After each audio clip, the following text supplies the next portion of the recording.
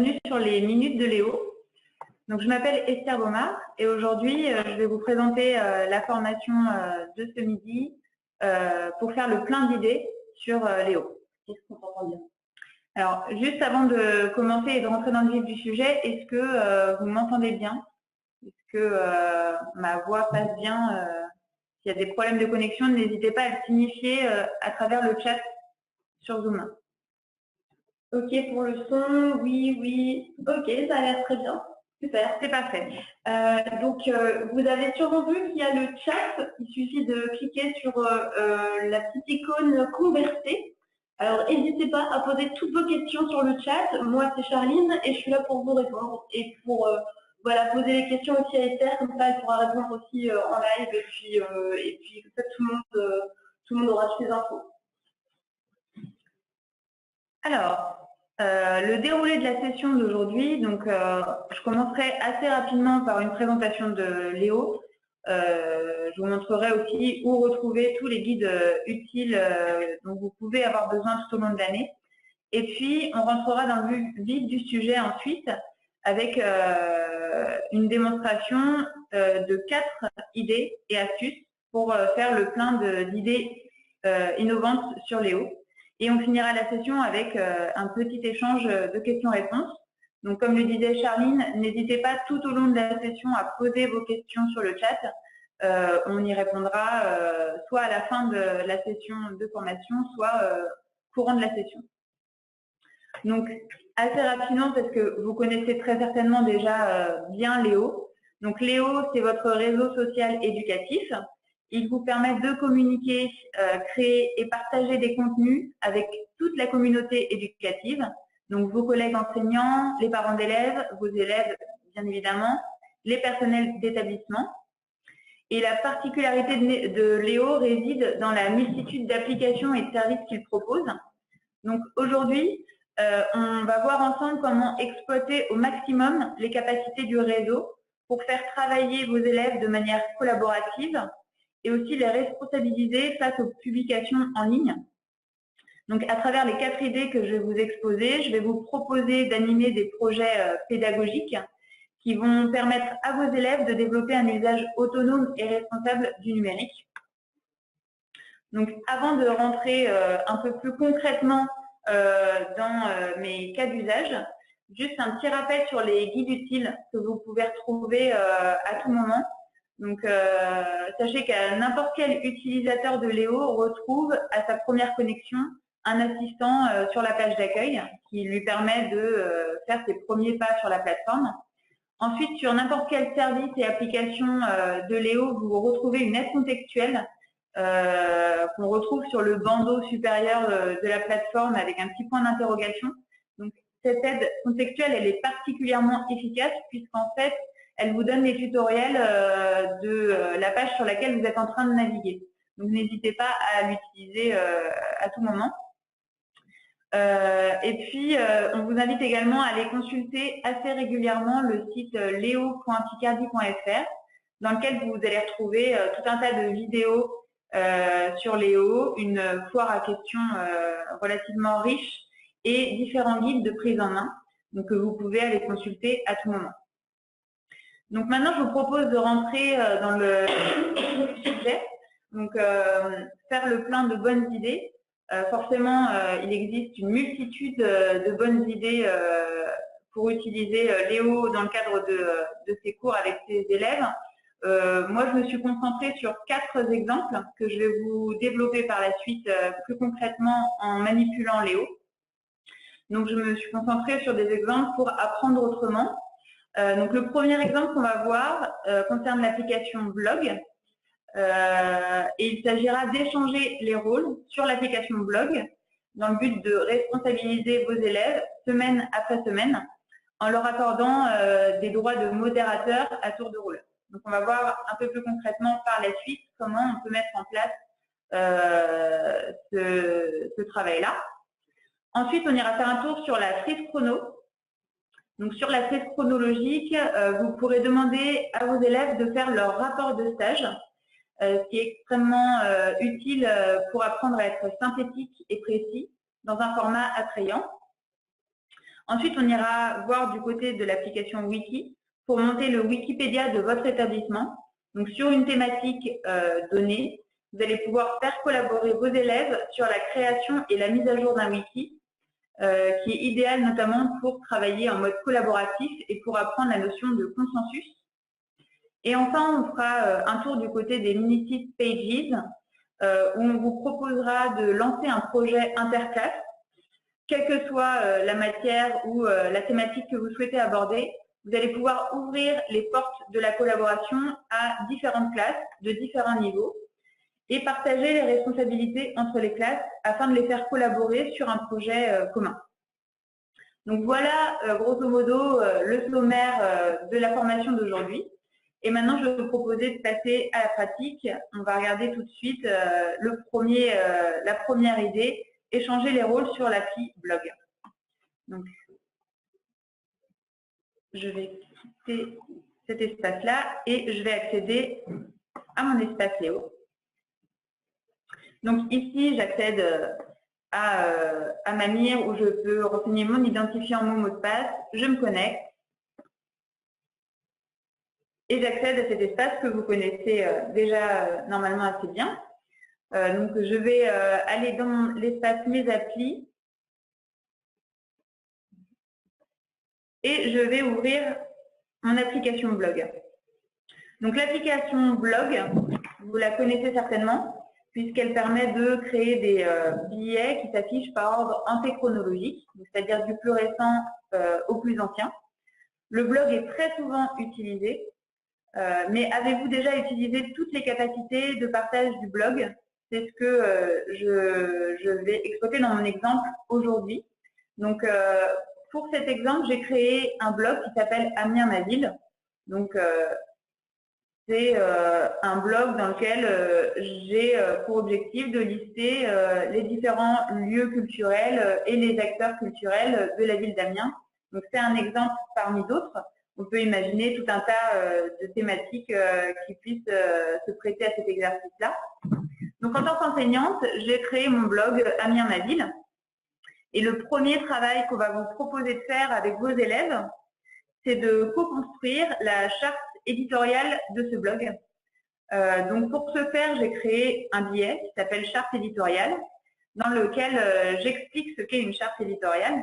Donc, ça va me permettre d'expliquer aussi à mes élèves ce qu'est une charte éditoriale. Donc, la charte éditoriale est un document officiel qui fait office de briefing envers les rédacteurs.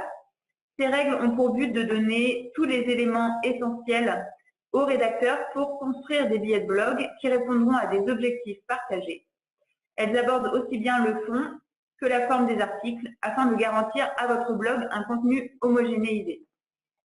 Donc, dans cette charte éditoriale, je vais travailler avec mes élèves pour définir quels sont les objectifs de mon blog, quel est le ton à employer, le fond et la forme des articles.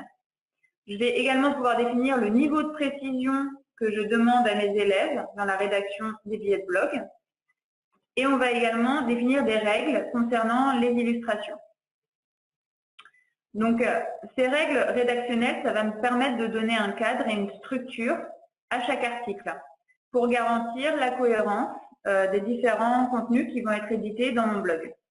Donc ça, c'est la première étape. Le fait de co-construire ces règles de publication, ça va faciliter également l'adoption et l'appropriation de ces règles par les élèves, puisque eux-mêmes vont lister le cadre qu'ils vont donner aux articles du blog.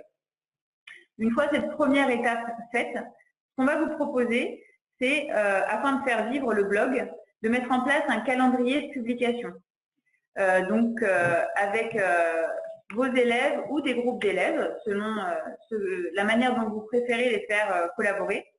Vous allez définir à tour de rôle qui devra éditer des billets en respectant le cadre fixé par la charte que vous avez défini tous ensemble. Donc, vous allez mettre en place un calendrier de publication afin de donner un rythme de publication à votre blog. Et enfin, on va vous recommander de placer à tour de rôle un élève ou un groupe d'élèves en tant que valideur des billets soumis par ses petits camarades. Donc, ce valideur, il va jouer le rôle pendant une période donnée de responsable éditorial du blog et devra être garant du respect de la charte sur laquelle vous vous serez tous accordés. Donc concrètement, en fait, ça va prendre forme à travers la notion de partage. Donc ici, je suis sur le blog Amiens ma ville. Je vais partager mon blog. Et voilà, par exemple, pour les 3 semaines qui viennent, j'ai partagé en tant que contribution. Alors, je vais supprimer mes droits et on va le faire ensemble, ce sera plus simple. Pas doucement, parce que ça va Alors, je vais donner des droits à mes élèves de mon groupe. De mon groupe. Je vais donner des droits de contribution et de commentaires. Et puis, je vais placer, par exemple, une élève, alors ça peut être une élève ou un groupe d'élèves, en tant que garant du respect de la charte et valideur. Donc là, en l'occurrence, l'élève s'appelle Gaïa Black et je vais lui donner pendant 2, 3 semaines, 1 mois, les droits de gestion sur le blog.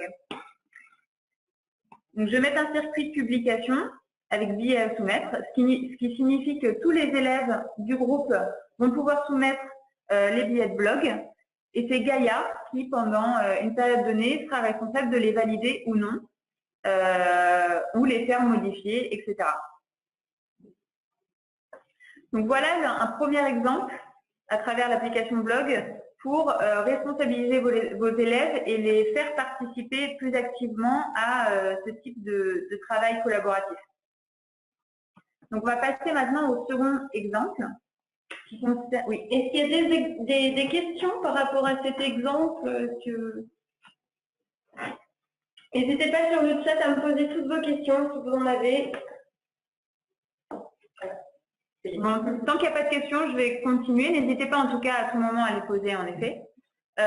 Donc le deuxième exemple que je vais vous exposer concerne la frise chronologique. Où vous allez pouvoir proposer à vos élèves de préparer leur rapport de stage sous forme de frise chronologique. Donc, ça va leur apprendre à être synthétique, précis, tout en travaillant dans un format attrayant. Donc, l'application frise chronologique, elle peut s'adapter à différents usages. Elle est très simple à manipuler et à éditer. Donc, vos élèves peuvent s'en emparer pour préparer leur rapport de stage avec beaucoup de facilité, sous forme de carnet de bord en fait.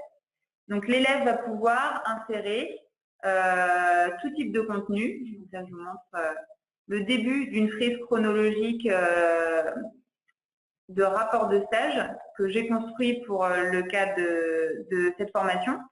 Donc l'élève va pouvoir insérer avec l'accord de son tuteur des photographies, des documents utilisés, des fichiers son, des vidéos, tout type de format dans sa frise chronologique. Il va pouvoir compléter son carnet de bord au fur et à mesure de sa période de stage, ce qui va lui permettre à la fin de rédiger plus facilement son rapport d'activité, de repérer les compétences mobilisées et de compléter par exemple son curriculum vitae, préparer son entretien bilan, etc. L'intérêt également de construire au fur et à mesure de son stage, son rapport de stage sur la frise chronologique, c'est qu'à son retour en classe, l'élève va pouvoir être amené, par exemple, à expliquer ses activités en projetant sur le tableau sa frise chronologique et expliquer chacune des étapes de sa frise et des photos, des documents qu'il aura pu intégrer à son document. Alors, j'ai 2 petites questions. Oui. Par rapport à la charte dont je parlais tout à l'heure. Oui. Il y a quelqu'un qui me demande si c'est possible d'en avoir un exemple. De charte? Oui. On pourra vous transmettre, sur la question de la charte éditoriale, on pourra vous transmettre le contenu du billet que je viens de vous présenter, qui donne un petit peu toutes les notions que doivent tenir compte une charte éditoriale. Et autre question, c'est par rapport à la frise, est-ce qu'on peut l'imprimer? Alors, la frise étant interactive, et donc on le voit dans la manière dont elle se présente, en fait, on passe de diapositive en diapositive. On peut imaginer faire des copies d'écran par étape du calendrier, mais par contre, il est difficile d'avoir une vue d'ensemble de la frise imprimable à ce jour. Après, on peut voir, vous avez aussi une vue, là je vous montre juste une petite astuce sur la frise chronologique, on peut avoir une vue tableau qui permet de voir tous les événements listés. Donc là, en l'occurrence, j'ai un seul événement sur ma frise, mais si j'en avais une dizaine, j'aurais la vue d'ensemble de tous les événements. Alors, autre question, est-ce qu'il y a des formats spéciaux pour insérer les documents sur la frise? On peut insérer tout type de documents, on peut insérer donc, des images, on peut insérer des vidéos. Est-ce qu'on peut insérer des sons également? Alors, en fait, sur la frise chronologique, l'avantage, c'est que vous allez retrouver l'éditeur de texte riche que vous retrouvez sur toutes les applications de l'ENT. Donc, sur cet éditeur que je retrouve ici, je vais pouvoir, comme pour le blog, comme pour n'importe quelle application, la messagerie, etc., insérer de l'image, des pièces jointes, du son. Donc, à la question son, oui, vous allez pouvoir insérer des sons. Vous allez pouvoir vous enregistrer directement grâce au dictaphone ou bien charger un document depuis votre ordinateur ou aller récupérer un son que vous avez déjà chargé dans n'importe quel espace de votre NT. Vous allez pouvoir également insérer un contenu multimédia, donc de la vidéo, des formules mathématiques, créer un lien, etc., etc. Donc, on retrouve cet éditeur riche et tout type de format et des choses. Je pense à aussi une chose, regarde le dernier petit onglet, c'est les modèles. Donc ça, c'est intéressant aussi, si vous voulez faire une jolie frise, on vous propose déjà plusieurs modèles et il n'y aura plus qu'à remplir, voilà, il y a par exemple, il y a 3 colonnes, il n'y aura plus qu'à remplir les colonnes, il y a déjà une mise en forme de texte. Donc ça fait gagner du temps, c'est pas mal. Voilà, vous avez aussi des templates de mise en forme disponibles. Poursuis, il n'y a pas de questions pour l'instant. Ok, donc je poursuis sur le rapport de stage, sur la frise chronologique. Donc, à son retour en classe, l'élève va pouvoir montrer sa frise chronologique en classe, expliquer les différentes activités qu'il a réalisées en se basant sur cette présentation. Et une autre chose qui peut être très utile, c'est de faire présenter l'élève, donc souvent c'est des élèves de première qui font des stages au lycée, il me semble, si je ne dis pas de bêtises.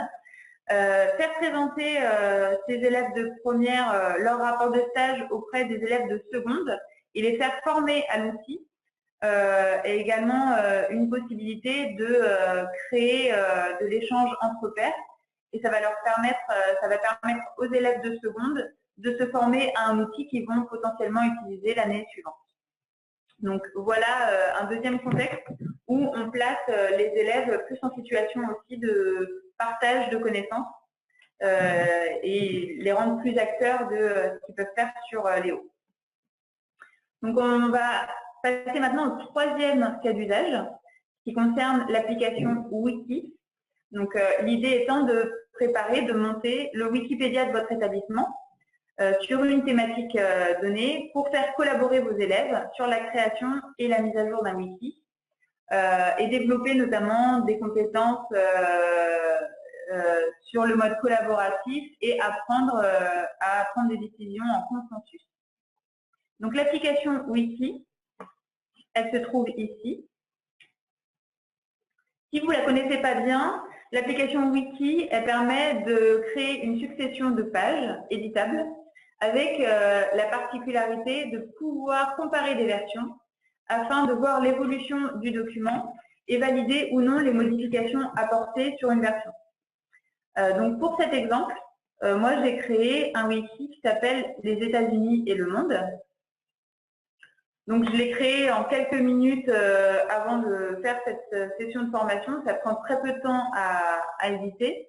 Donc là, j'ai séquencé mon wiki en 3 époques. Donc on peut imaginer tout un tas de manières de séquencer son projet. Là, en l'occurrence, donc j'ai créé l'époque 1918 à 1945, 1945 à 1991 et depuis 1991. Donc si je sélectionne ma page 1918-1945, j'ai inséré du contenu, j'ai créé ma base, donc j'ai mis du contenu sur les États-Unis à cette époque-là. Je peux retrouver aller consulter également ma page 1945-1991. Idem, j'ai intégré du contenu et j'ai fait la même chose pour ma troisième page. Donc, une fois que j'ai créé assez facilement et rapidement ce wiki, je vais pouvoir le partager. Je vais pouvoir le partager et là encore, c'est dans cette notion de partage que je vais aller plus loin que ce que je peux faire habituellement, puisqu'on a tendance à utiliser beaucoup les droits de lecture, contribution ou commentaires avec ses élèves, mais très peu les droits de gestion. Et là encore, je vais vous proposer d'administrer des droits de gestion à des élèves temporairement, afin de rendre le projet plus participatif et de les responsabiliser par rapport au contenu qu'on va retrouver dans le wiki. Alors, par exemple, là, si je sélectionne mon wiki, je vais ouvrir la fenêtre de partage. Et pour cet exemple, j'ai sélectionné 4 élèves. Donc, de la même manière, on peut imaginer faire le partage avec des groupes d'élèves, voire des classes différentes. On peut imaginer que ce projet soit un projet interclasse. Donc là, j'ai sélectionné 4 élèves et à 3 d'entre eux, j'ai donné des droits de contribution et commentaires. Et à une d'entre elles, donc Gaïa, j'ai donné des droits de gestion. Donc, à vous aussi de définir pendant combien de temps on va donner ces droits de gestion à Gaïa. Donc, une fois que j'ai préparé, j'ai initialisé mon wiki, j'ai donné des droits de partage, je vais laisser mes élèves travailler, collaborer sur le wiki. Donc là, par exemple, je vais me connecter en tant que Gaïa Black, l'élève qui a les droits de gestion pendant les quelques semaines à venir. Donc Gaïa, ici, dans son fil de nouveauté, elle voit que son enseignant lui a partagé le wiki des États-Unis et le monde. Elle va pouvoir aller consulter le wiki et étant donné qu'elle a des droits de gestion sur la page, donc on va dire la première page, avec cette première période 1918 à 1945, elle va pouvoir aller comparer les versions. Donc ici, elle va choisir version et elle voit que sa collègue Clémentine Willis a complété le wiki à 11 h et que René Alvarez a complété également le wiki peu de temps après. Elle va pouvoir sélectionner 2 modèles, 2 versions et les comparer. Donc ici, elle a la version initiale de son enseignante Isabelle Polonio et elle retrouve la version de Clémentine, sa camarade. Et elle va pouvoir consulter dans le texte les modifications qui ont été apportées par Clémentine. Donc ici, on voit que sur ce texte, Clémentine a réduit l'information. Elle a également supprimé tout un paragraphe qu'avait préparé son enseignant. Donc, on positionne Gaïa comme superviseuse de ces modifications et Gaïa va avoir la possibilité de restaurer une version précédente. Si jamais les modifications apportées par Clémentine ne lui conviennent pas, elle peut restaurer la version antérieure. Elle va pouvoir également, si elle le souhaite, mettre sous forme de commentaire, indiquer sous forme de commentaire à Clémentine ses propositions d'amélioration. Voilà. Donc, l'intérêt également de donner ces droits de gestion à Gaïa pendant une période donnée, c'est qu'à l'issue de ce temps où elle sera arbitre et responsable de vérifier les contributions de ses camarades, Gaïa va pouvoir accorder les droits à un autre élève selon son implication, la qualité de ses contributions au document, par exemple, ce qui permet à l'enseignant de se mettre un peu en retrait et de laisser aussi les élèves être juges et arbitres de ce type de document. Alors, on va reparler un petit peu peut-être de la différence entre blog et wiki. Alors, le blog, ça va vous permettre d'avoir un fil d'information qui sera par ordre antéchronologique, c'est ça? Du plus récent au plus ancien. Voilà, du plus récent au plus ancien. Le wiki, il va vous permettre d'organiser vos informations en fonction des thématiques, pas en fonction de la date où vous les avez inscrites. Et donc, bon, c'est pas nommer des marques, mais c'est typiquement comme Wikipédia. Ça vous permet d'organiser une page avec de nombreuses informations, vraiment avec une structure, une hiérarchie, en fonction de l'importance de l'information et de la logique de l'ordre dans lequel les informations se suivent, plus que la date à laquelle vous les avez publiées sur l'ENT. Donc c'est ça l'intérêt aussi, c'est de pouvoir séquencer l'information. C'est-à-dire que vous allez ordonner l'information comme... Et en effet, il y a un menu, et ce menu va vous permettre d'accéder plus facilement à l'information qui vous intéresse si vous ne voulez pas tout lire de A à Z. Alors que sur le blog, ça va être plus compliqué d'aller chercher de l'information. Exactement. Alors si elle a été postée ultérieurement, et surtout si elle a été postée il y a un moment. Et une grosse différence réside également dans le système de validation. Sur le blog, vous allez pouvoir mettre en place un système de modération qui consiste à soumettre des billets qui vont être validés par un gestionnaire. Dans le cadre d'un wiki, vous allez pouvoir donner des droits de contribution à des utilisateurs et en fait le gestionnaire, lui, n'aura pas à valider ou non ces contributions, il va pouvoir vérifier les versions, il va pouvoir superviser les versions et restaurer des versions antérieures. Donc c'est un process qui est légèrement différent. Et peut-être pour modifier l'ordre des pages du menu. Pour modifier l'ordre des pages du menu. Le menu, est-ce que peut être... Alors, il faut que je me reconnecte en tant qu'Isabelle Polonio. Hop. Et si je retrouve mon wiki, voilà. Donc là, en fait, la singularité, c'est que je vais, dans mes pages, je les retrouve listées, quand j'ouvre mon wiki, je les retrouve listées ici. Ensuite, ça va être à moi, dans le contenu de ma première page, de créer des liens vers mes autres pages. Par exemple, ici, je vais mettre période depuis 1991 et je vais créer un lien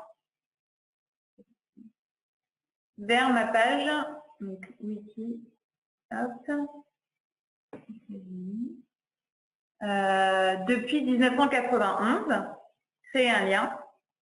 Et donc, je vais faire le premier lien également sur l'autre page. Donc, l'autre page, c'est 1945 à 1991. De la même manière, je crée mon lien. Créer un lien. Voilà, créer un lien. Ça va pas marcher. Hop. Créer un lien. Juste remettre une jolie police. Voilà. Enregistrer. Et voilà, j'ai créé mes liens vers mes autres pages. Donc, c'est moi qui suis également maître de faire apparaître mes menus. En fait, je vais créer des pages indépendantes et c'est moi qui vais pouvoir, sur mes pages, renvoyer vers tel ou tel endroit de mon wiki. Donc là, si je clique sur 1945-91, je tombe sur la bonne page. Donc voilà le principe du wiki. Est-ce qu'il y a d'autres questions par rapport au wiki? Non, en fait, on avait un petit débat sur le chat sur ce qui était mieux pour support, par exemple, pour les TPE. Ouais. Et entre la frise, le wiki, le blog, c'est tout ce qui se passe. C'est bien si ça soulève tout un tas de questions, c'est que vous vous projetez et c'est une très bonne chose. Donc, je vais peut-être passer assez rapidement à la dernière astuce que je vous proposais, puisqu'on va arriver bientôt à la fin du temps qui nous était accordé. Donc, la dernière astuce, c'est de lancer un projet interclasse sur l'application Pages. Alors, encore une autre application, je ne sais pas si vous la connaissez forcément et si vous connaissez bien les différences entre Pages et le wiki ou le blog. En fait, Pages, ça va vous permettre de faire des mini-sites. Des mini-sites dans lesquels vous allez pouvoir encore structurer l'information, donc créer des pages, comme pour un wiki. Mais la grosse différence avec le wiki, c'est que là, vous n'allez pas pouvoir comparer des versions.